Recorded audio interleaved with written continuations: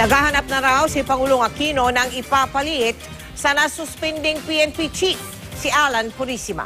Ang giit naman ni Senadora Miriam Defensor Santiago, dapat nang umalis si Purisima sa tinaguriang White House sa Camp Crame.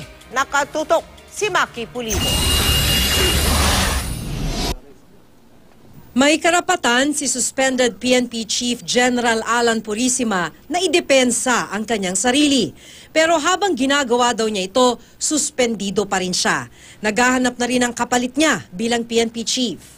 Ang kapalaran daw ni Purisima dedesisyonan pagbalik ng presidente mula South Korea. Pag-aaralan natin ang sitwasyon at magpupulong kami ng Pangulo pagbalik niya mula sa Korea. At siguro the final decisions will be made in due course and in due time.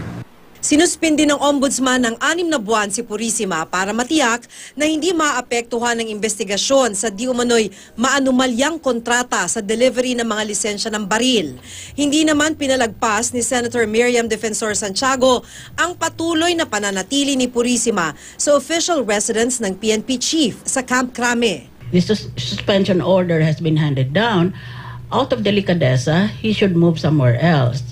Naghain din si Purisima ng temporary restraining order sa Court of Appeals para harangin ang kanyang suspensyon.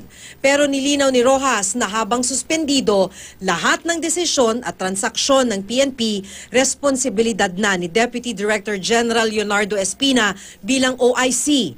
Pinulong nga ni Rojas ang liderato ng PNP para ipaalala sa mga opisyal na hindi dapat mapatid ang chain of command. We gave that guidance to the leadership meeting na there ought not to be, dapat walang interruption, pagdadalawang isip, pagdududa-duda sa pagpapatupad ng mga orders mula sa NHQ.